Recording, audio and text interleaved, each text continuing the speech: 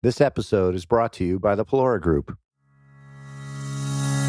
Welcome back to Winning Through Culture. I'm Tim Flanagan. And I'm Amanda Kramer. When culture's not a priority, people aren't a priority. Having an intentional focus helps you as a leader remain impactful and relevant as you move your business forward. Welcome to Winning Through Culture.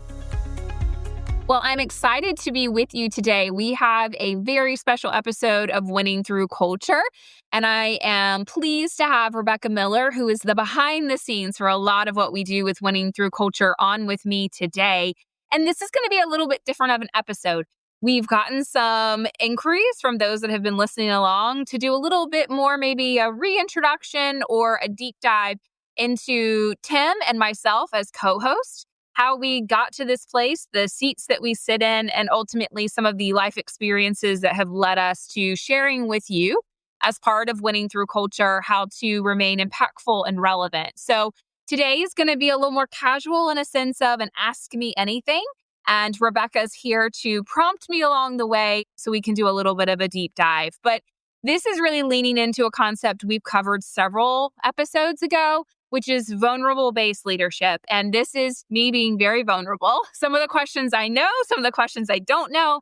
And I think this will be a really exciting introduction to the inner workings of my mind and how some of these topics that we cover come to fruition for all of you to consume. So, Rebecca, I will throw it over to you to kind of kick me off, and let's start with the questions. Absolutely. Well, this certainly won't be the Spanish Inquisition, but we'll get into some fun questions together.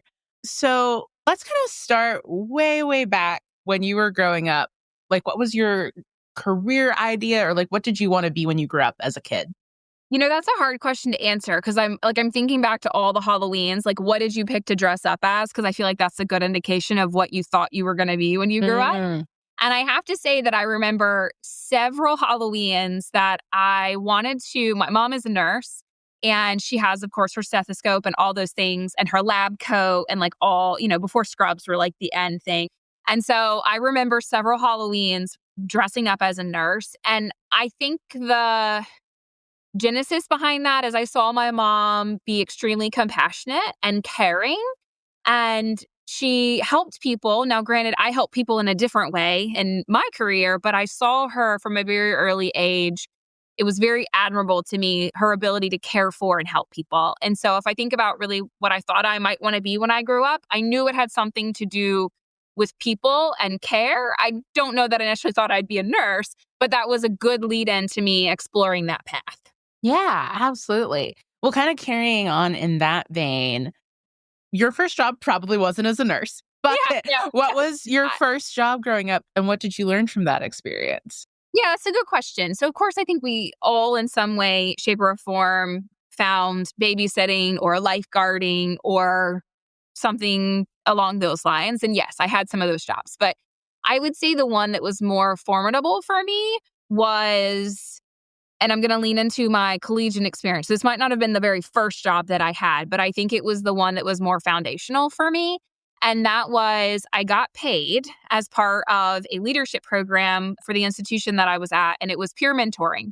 And that leans back into the comment that we were just having about care. And so peer mentoring, and I graduated from Winthrop University, and peer mentoring there really looked like that, that 101, freshman 101 class that a lot of colleges or universities have. And there was a student who was either a year ahead or 2 years ahead that went alongside a professor to really showcase how you could navigate the university as an incoming freshman and to answer some of those questions that you didn't really want to ask your peer group that you were, in class with, or you didn't want to go to guidance or a professor. And so that was really cool for me because I was I was a peer mentor, and then I actually became part of the leadership organization for the peer mentors where I was leading that group. And that was one of the most foundational experiences from a job standpoint that I had, because I was learning to balance both being a student and also being a leader at a very young age. So that was probably, if I had to lean into one, that would probably be it. Was there any specific experience with a student or with the leaders that you worked with that stands out to you as something that taught you a major life lesson or just a fun memory? Yeah, great question. So part of my role in that was when I'm moving into the leadership component of it, there were two other individuals that I was leading that group with. And we had to come up with almost like a welcome week because the peer mentor group, they would come back early with the freshmen. So we had a whole opportunity that week to have engagement and help educate them and train them on how to be in the classroom. And then also how to deal with when a freshman would come to them in a particular situation. So it was, in a sense, people might say like it was counseling or something, but we had to actually train them how to have those conversations. And so that I think has really helped me in what I do today because I kind of joke and say I need a couch in my office because oftentimes people come in and I'm that person. And I've been told this is not just a me reflection. I've been told this. I'm that person that people just come and like spill their bucket with. And at the time, when I was young and kind of, formulating, I always wanted to give advice because I thought that was helpful. And the lesson that I learned in leading that group and coming together in that preemptive week was asking the question of they just wanted me to listen or did they want me to help? And that has carried with me like ever since. So every time someone comes and spills their bucket, I'm listening for, are they wanting my advice and help? Or are they wanting to just spill their bucket? They want to give their truth light by saying it out loud to somebody. And I'm just an ear to listen, and that's okay. So that's something that I keep with me, and it's kind of, it sits on my shoulder every time someone comes to me. So that I think is probably the most foundational experience in that has helped me. Yeah. Well, and I think that even ties into what we've seen today and what we develop in our culture, but that idea of curiosity and keeping just asking the questions instead of just going into advice mode. I was just re-listening to our episode with Nicole Kramer talking about like the challenge of can you go 24 hours with instead of just being the advice person, asking more questions. So it's one of those things you got kind of plugged into that idea at an early age where you had to kind of toe the line of balancing like, am I just giving advice or am I asking more questions and like seeing what this person needs? Yeah, absolutely. It was a really cool experience. It's something I reflect on often, and I was really, really grateful that I had that opportunity. Awesome. Well, let's kind of dig a little bit further beneath the surface. What's something that you wished more people knew about you? So, if anyone's been listening along, I know we've touched on this in a variety of ways, but I am going back to that curiosity component, not so much from a question standpoint, but from a exploration of the world. So, most people know that I like to travel. We've talked about that on several episodes, but I don't know that everybody would know that I've traveled to more than 30 countries. And I love immersing myself in different cultures, trying new foods, and honestly, just seeing the world from a different perspective. My goal when we travel, so my husband and also my son, that was a really big commitment to continue to travel like we do when we had a child. I want to feel as though we've lived in that place. And at the end of every country, like at the end of that trip, when we're exiting a country, it's would I move here? Right? Like if I was to uproot my life, like was this an experience that I really felt like I lived here? And that's just cool for me. It's a different world. And also in that, most people are surprised to learn that, and I just recently added this one to my list, but for all the countries that I've been to over my lifetime, I had never been to the two countries that are kind of like closest and connected to the States. I had never been to Mexico, and I really have never been to Canada. And so actually back in February, I got to check Mexico off the list, and it was beautiful, and it is its own right, right? Like I think that everyone needs to experience countries and more than just the one city that you go to. I think repetitive visits in the sense of exploring the countryside, city life, all different aspects of it are really important. So I guess that's one thing. Yeah. Well, and when you think about your travels too, I think that idea of cultural immersion is definitely something that a lot of people seek after. When you think about how you approach travel, what are some ways that you like seek to immerse yourself or do like research ahead of time? Like, what are some of the ways you do to set up that trip with that goal of really living in that culture rather than just doing all of the tourist things? Oh, I feel you on that. So two things that I would say. One is if you know me in my professional life, you would think that I had every minute of every day like planned out. I know exactly what we're doing. And I don't travel like that, which I could understand is probably surprising. We typically pick one thing per day. So if you're going to, be there for a week, you pick one thing per day that you want to accomplish. And the rest of it is almost like you stumble upon experiences and places. And that has been really a game changer, specifically now that we travel with my son is 3. So every day we have one thing that is we're, more child friendly focused and one thing that is not as child friendly focused.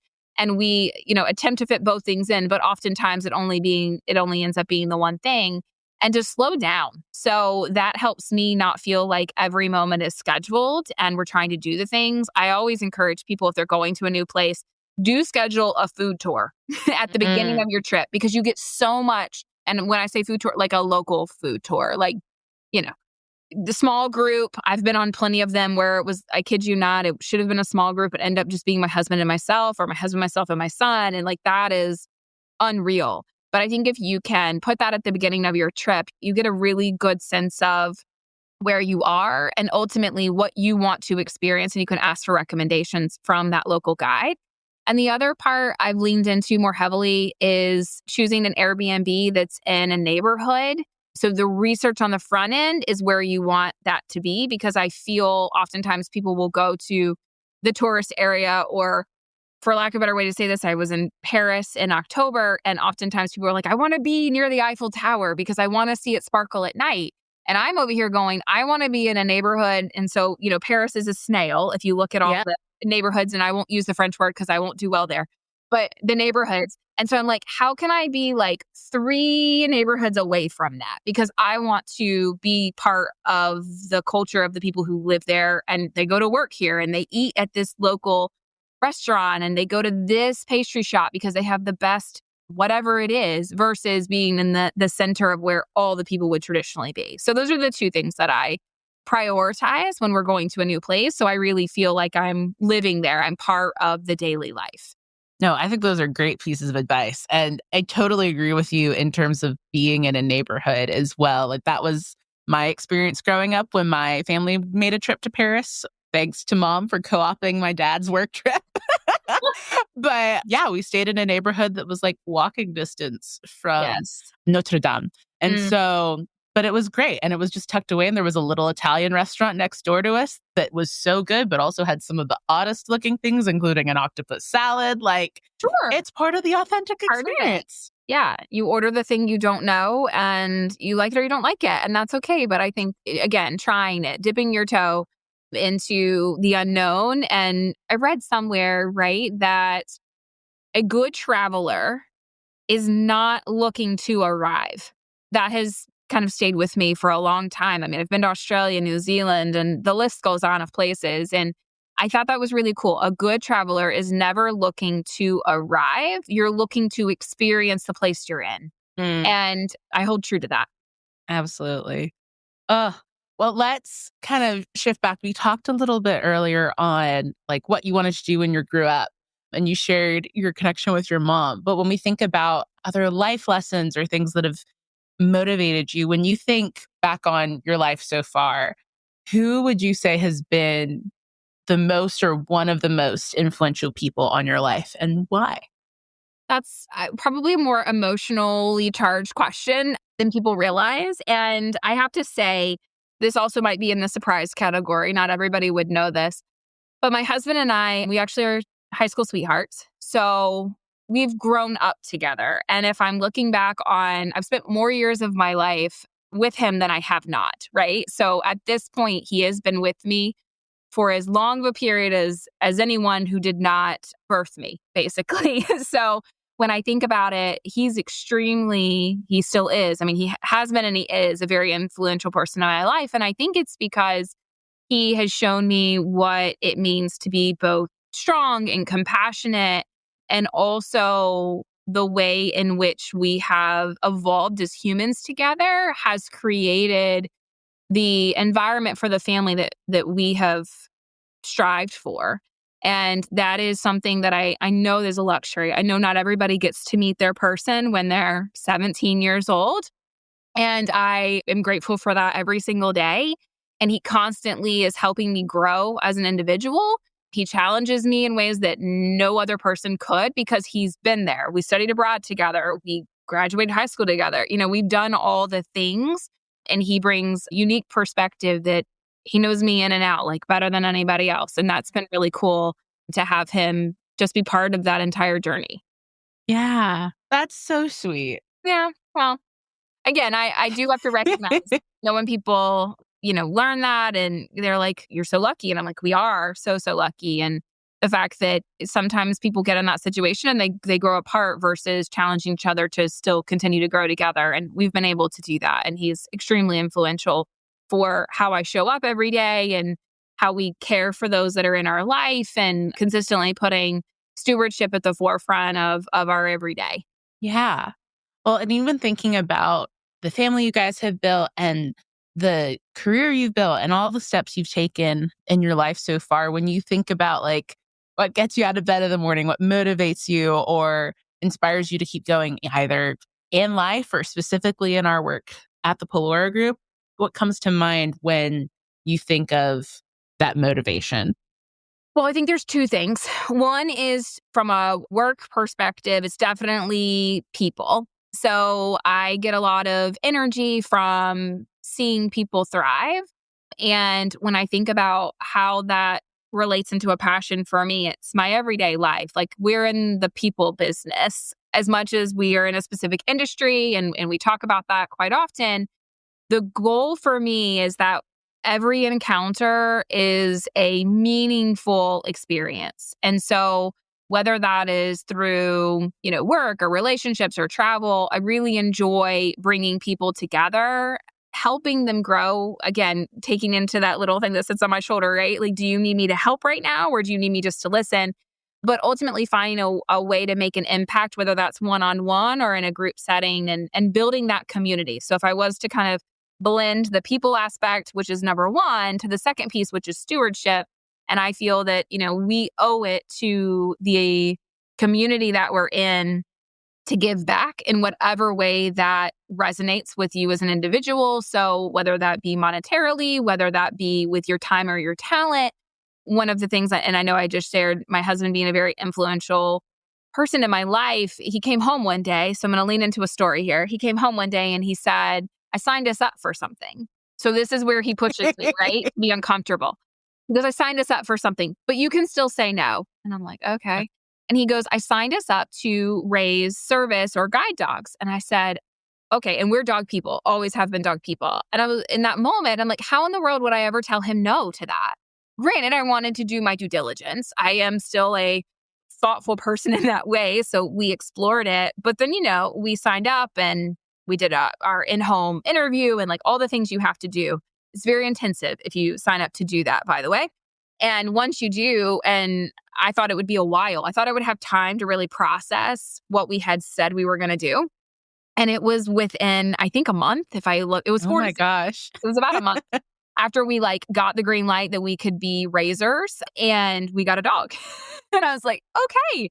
So all of that to say is, I want to make sure that the impact that we're making and those that are around me is for the betterment. I'm very altruistic in that way. And that's a cool way to kind of pull it together between people. So I know I'm talking about animals, raising a guide dog, but at the same time, putting those two things together ultimately leads to just leaving the world a better place than we found it.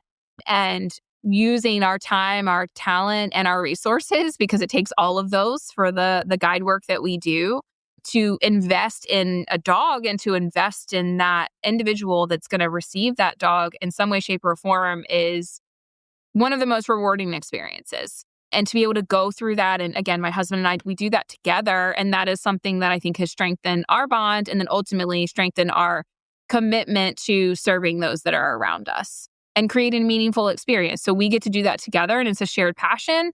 My son is now involved, which is, I was hesitant about that because explaining to a 3-year-old that we're only going to have this dog for a certain period of time and then they're going to go back to college is challenging, but so worth it. So we've created our own mini life lesson for him in a way of caring for another. So caring for another creature, and then ultimately the end result of creating that experience for somebody who truly needs them. So it's been cool. It's been cool to see and be a part of.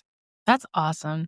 Yeah, and I know your son is definitely going to probably look back on this at some point. And like, yes, saying goodbye to the dog to go back to college is Yep. hard, but again, what a good age appropriate way out, almost perfectly, to teach them about sacrificial love and being able to let go. So that's awesome.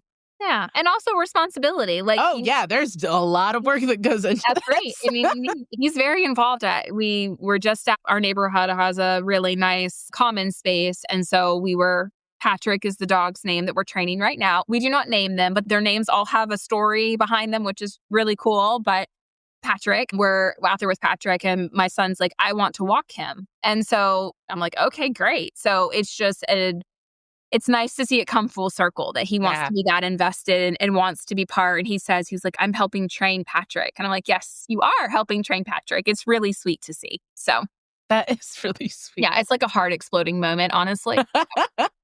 Well, shifting gears a little bit, we've been doing Winning Through Culture for a hot minute here. I think it's actually 5 years this month, which is... It was March of 2020 because it was right when COVID, we were like, oh yeah, now we're going to launch a podcast. So, yeah.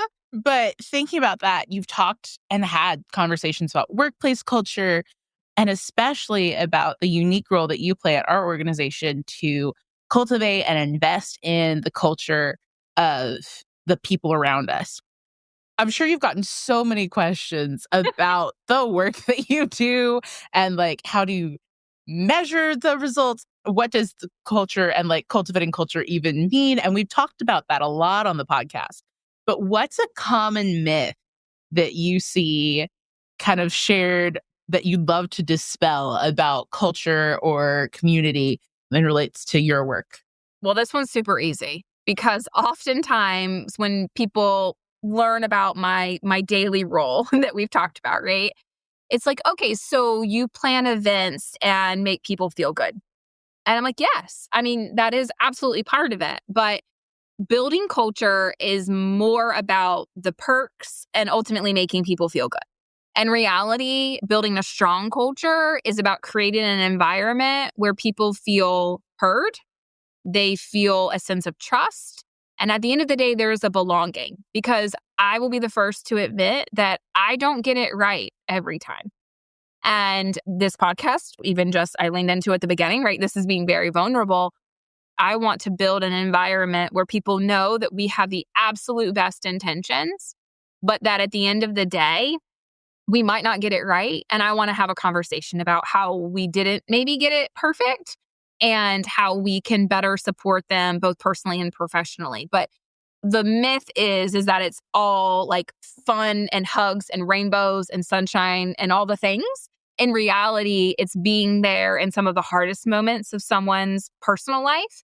It's being there in some of the hardest moments professionally, and realizing that you have that trust, that ability to say like, okay, that went really well. And I know that I met that person where they are and that I can support them. And then on the other side, it's knowing that that was a really difficult conversation, but I need to have it because I care so deeply that I am willing to, and if you're familiar with the concept of radical candor, I'll use the term challenge directly. And that is probably the hardest but most rewarding part of building a culture. The job that I do every day and how I contribute, I want to make sure that it's meaningful for everyone that is in the community that we're building. Yeah, no, I think that's so important to understand. It's one of those things, like culture definitely comprises those events and things, but the fun stuff, right? The fun stuff, but it's really being, like you said earlier, that people person. Mm-hmm. Okay, let's do some quick rapid fire questions before we wrap up. So just answer kind of quickly. What was the last thing you searched for or listened to, music-wise, audiobook-wise? What comes to mind?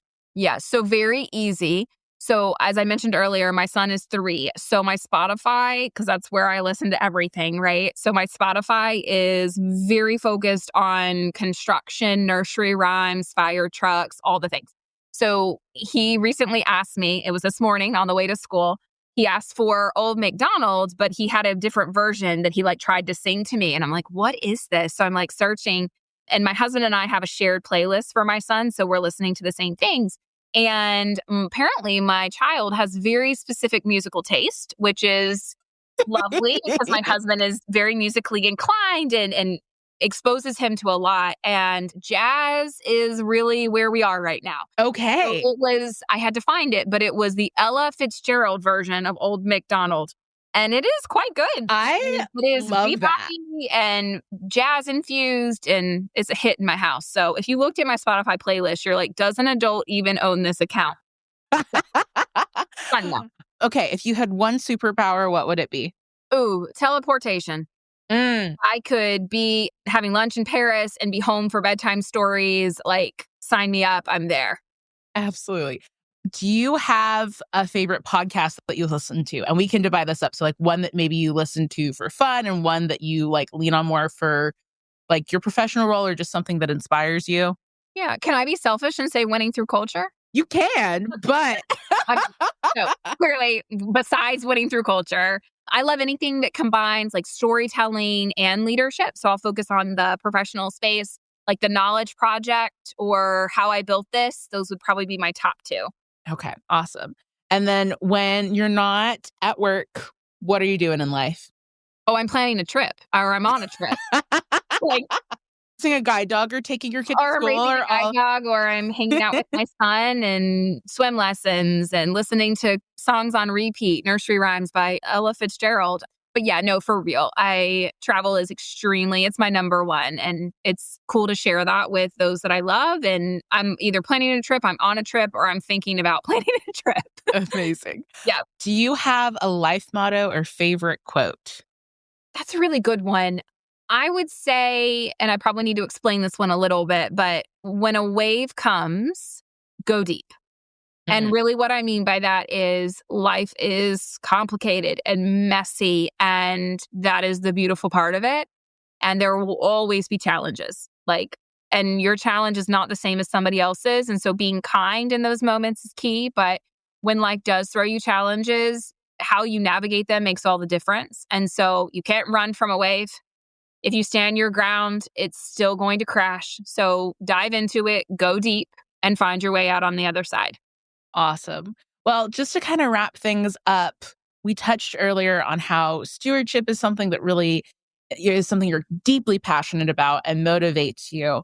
Do you want to share anything more on what makes you passionate or specifically that stewardship element? Yes, absolutely. So I'm really excited because April is National Volunteer Month, and it is very near and dear to me. If you've ever encountered any of our organizational opportunities or explored the Pelora Group in any way, shape, or form, which I know is my daily life, but I will always lean into stewardship. There is always something that we can be doing to better the community that we serve. And I'm excited for April because that gives us a chance to highlight some of the ways in which our culture, so the culture that we're building and really what we're focused on being impactful and relevant, we get to highlight some of the individuals that have leaned into the stewardship core value of my daily life. And we're going to be highlighting how we support that as individuals and how we support that as an organization and how we've built a platform that allows those that are part of any organization to really leverage both balance and stewardship and focus on their area, right? So if you're onboarding with organization, I'm always asking, what organizations are you passionate about? What are the things that you want on our radar so we can find a way to better support them with you?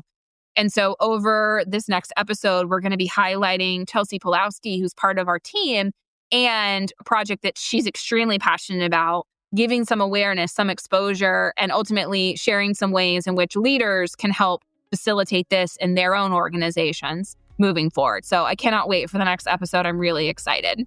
Awesome. Well, thanks so much for answering some deep questions, Amanda. It's always great to dive in, and this is a really sweet conversation. I really enjoyed it, and I guess we'll wrap it up.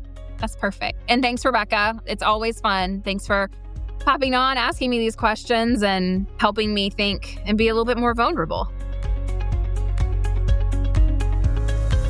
Thanks for joining us for another episode of Winning Through Culture. Until next time, stay intentional, be impactful, because your culture matters.